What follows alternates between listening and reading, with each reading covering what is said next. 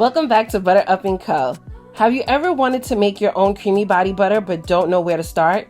In today's video, I'll show you how with our very own body butter kit.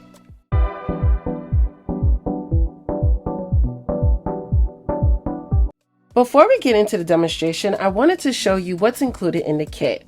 You'll receive 12 ounces of butter, 4 ounces of coconut oil, 4 ounces of grapeseed oil, 1 ounce of fragrance oil, your choice, 4 4-ounce jars, a piping bag, mica powder optional, and a recipe card. In a heat-safe container, I'll begin measuring out the amount of butter we need for the recipe. You don't have to use a beaker, a metal bowl would do just fine. Later on in the video, you'll see me switch to a bowl. The beaker I was using was a little too small. Next, we're going to measure out the oils that we need. Now the kit provides 4 ounces, but the recipe only requires around 2.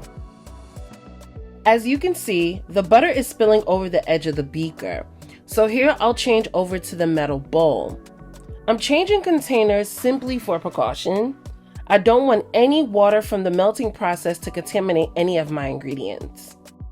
Now that my ingredients are in a more suitable bowl, I'll begin melting my butters in a double boiling method. Once my butters have melted into the carrier oils, I'll allow the ingredients to cool down.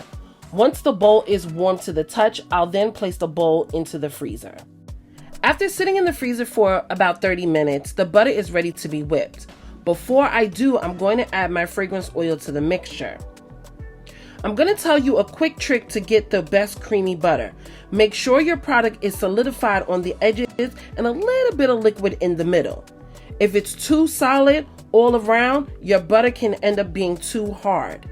Not enough solid pieces in the mixture can result in no whipped butter at all.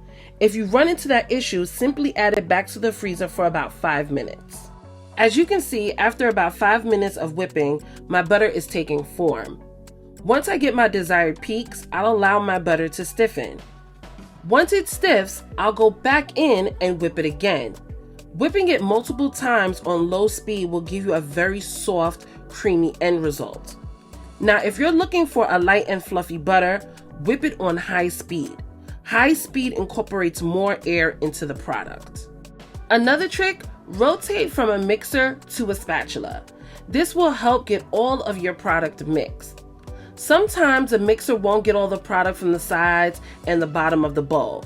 So switching to and from will guarantee all of your product will be mixed.